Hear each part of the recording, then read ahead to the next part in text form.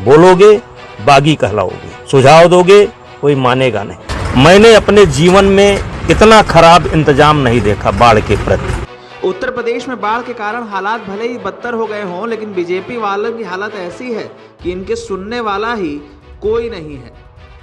प्रदेश में चश्मा लगाए आईएएस अफसर लोगों को ये कह रहे हैं कि हम जोमैटो वाले नहीं हैं। ट्रक पर साहबाई कर रहे पुलिस वाले अपने सांसदों की ही नहीं सुन रहे हैं। और हालत ये है कि सरकार में जो सांसद पहले हनक दिखाने में मशहूर थे, उनकी हालत ये हो गई है कि वो कह रहे हैं कि हम प्रशासन के बारे में अगर कुछ कहेंगे तो बागी कहलाएंगे, बेहतर है हमसे मत ही पूछो। लोग इंतजार कर रहे हैं कब पानी टूटेगा और कब हमारी तकलीफ कम होगी। और मैंने अपने जीवन में इतना खराब इंतजाम नहीं देखा बाढ़ के प्रति।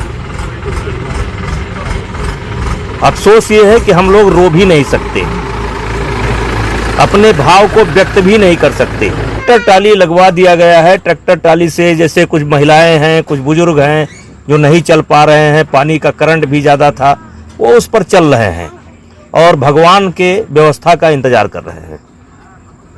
जिला प्रशासन क्या जनप्रतिनिधियों से कोई सलाह नहीं ले रहा? सलाह का अब अवसर नहीं है, समय नहीं है सलाह का। यह सलाह का अवसर होता है बाढ़ आने के पहले। लेकिन बोलना बंद है, सुनना ही है केवल। बोलना बंद है, जनप्रतिनिधियों की जबान बंद है, बोलना बंद है। बोलोगे बागी कहलाओगे, सुझाव दोगे कोई मानेगा नहीं।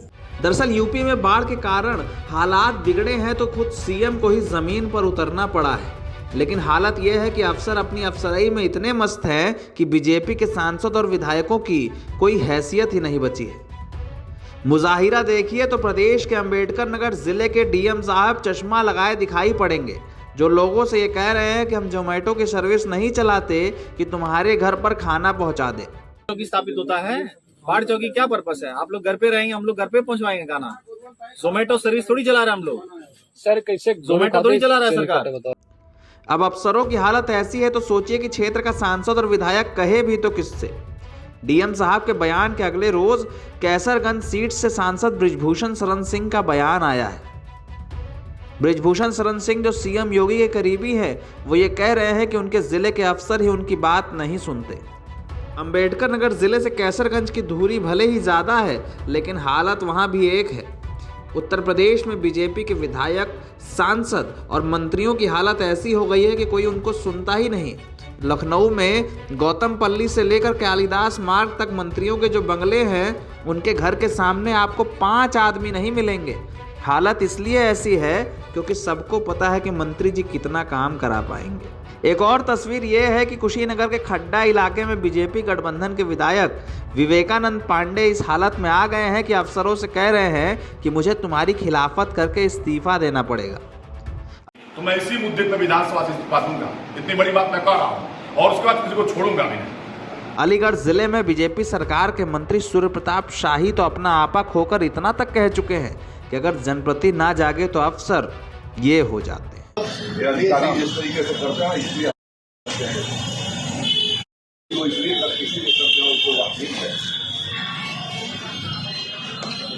जहाँ जनप्रति जागरूक नहीं रहेगा ना, तो यही सभी लोग पैदा करेंगे। जिस सूबे में अफसरों की मनमानी से सरकार की यह हालत है, सोचिए वहां जनता को कौन ही पूछता होगा।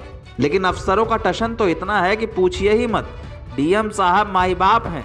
ऐसे लगता है कि जिलाधिकारी के कार्यालय में नहीं बैठाए गए, बल्कि किसी मंदिर में किसी आईएएस अफसर की प्राण प्रतिष्ठा हो गई है, जिनको सुबह शाम आरती लेकर पूजा जाएगा।